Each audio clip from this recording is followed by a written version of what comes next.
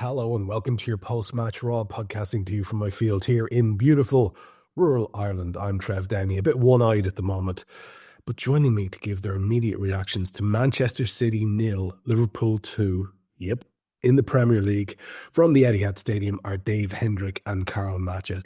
It's a massive win is what that is, Dave. A little bit disconcerting to me to hear we're going to win the league and stuff like that. But I kind of get the sentiment. I'm all for confidence. I'm all for positivity rather than what I think was bugging both you and I recently in the wake of a couple of recent results, which was the absolute abdication and abject misery. I'm far more up for the bolshy, upbeat, let's go and win this. And it feels very much like this lot have it in their locker. That was contained. I understand we were inviting them on, but it didn't feel half as panicked as, say, the second half against Everton. I would say outside of the first 10 minutes today, we dominated that game even without the ball. I never felt, after that first 10-minute spell, I never felt like they were going to score. And you're right, like it's a bit jarring to hear, and now you're going to believe us, we're going to win the league, because what I would say to the fans is that first things first, you need to believe it because you haven't believed it, which is why we saw a meltdown after the draw at Goodison. It's why we saw the meltdown after the draw at Villa Park. These fans haven't believed it. These players have, though. These players know exactly what they're about.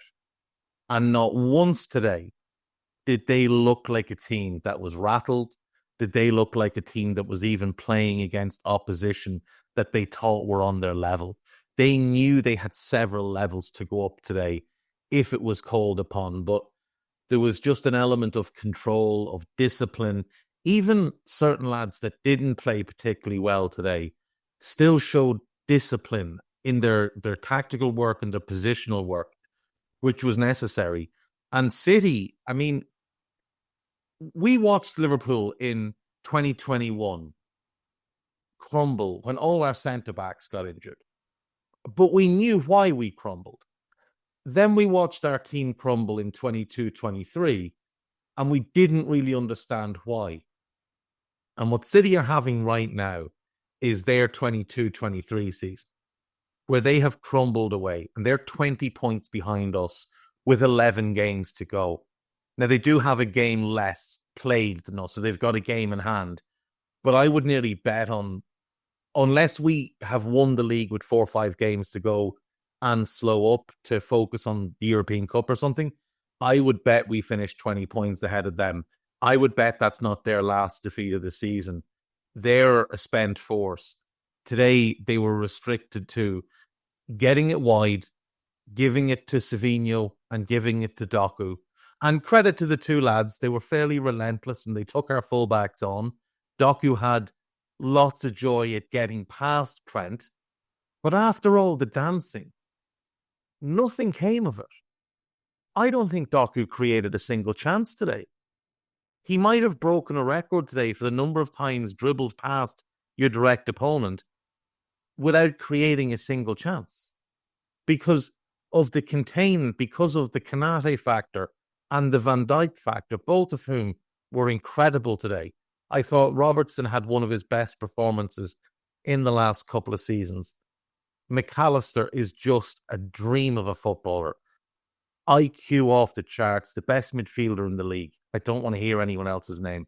The guy's incredible. Szoboszlai, 5 lungs. Forget about a third lung. That fella has lungs all over the place. It's insane. And then you're talking about the greatest attacker in Premier League history is what we're witnessing. I just want to throw these out now because I'll forget if we go any longer. Right? Mo Salah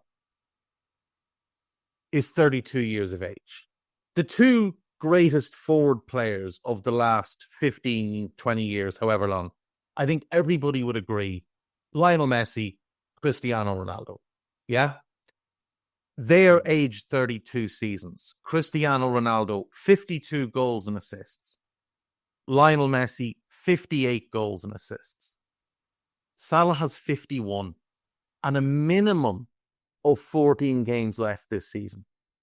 A minimum of 14 left, with 1 to catch Cristiano and 7 to catch Lionel Messi.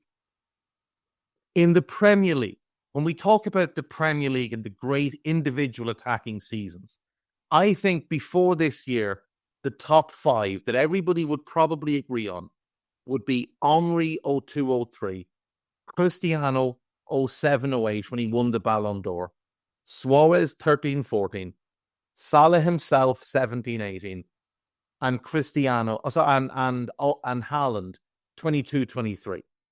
So in the Premier League, Cristiano Ronaldo had 38 goals and assists that season. Thierry Henry in his season had 45. Suarez had 44. Salah 17-18, 42. And Haaland 44. Those are full seasons. Mo has 41 already this season with 11 games left. You're witnessing greatness. People are witnessing the greatest attacking season anybody has ever had in this league since the dawn of the Premier League.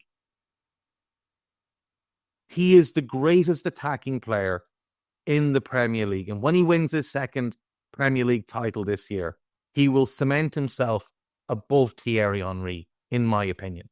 I think he's there already. I think the second title, though, will be needed for the masses because Henry got 2. Salah will now have 2. And when you start to look at things like goals and assists, Mo is already past him on both.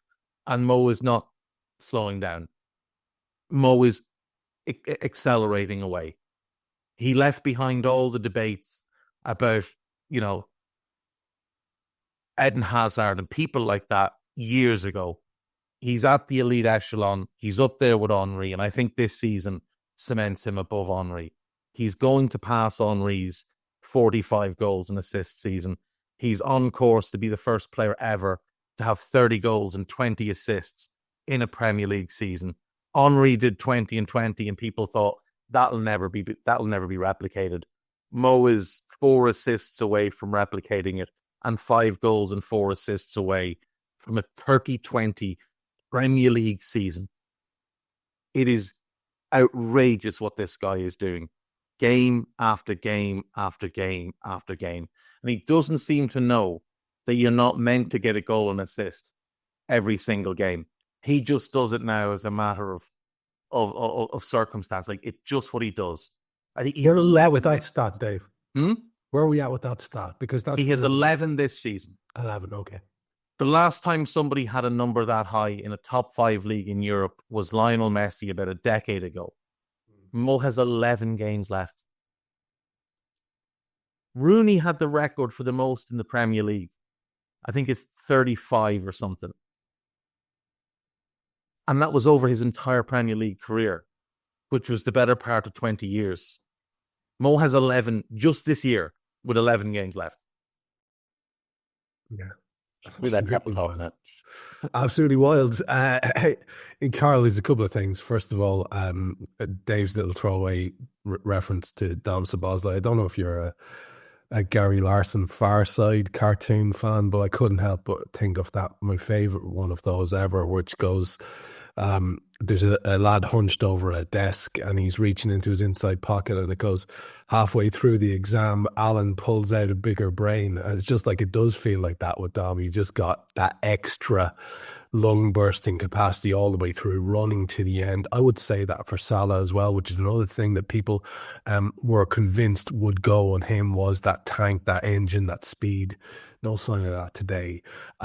It's very, very tempting to buy into the full let's go, we're on track here. If you heard Sky, I don't know what you were watching, what your chosen poison was. That was very much the gist of it.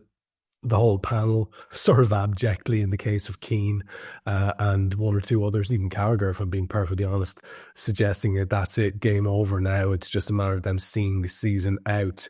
It does feel as if there's something really special here happening in front of us in terms of this manager, the job that he's doing. I think were this title to be won, this is just where I want you to start with your immediate responses, were this title to get over the line in the end, an awful lot of the people, myself included, who were very, very, very pissed at the lack of strengthening from position of strength that happened over the last two windows to back this new manager, would have to say that, you know, they've gotten right away with it, because the biggest signing of all was him, and he seems to have done absolute wonders with the club, to be fair, in terms of this seamless transition into something that is new and different and even more effective than previous Liverpool, the previous iteration of Liverpool. So, I mean, you can see how this is the most important signing of the summer.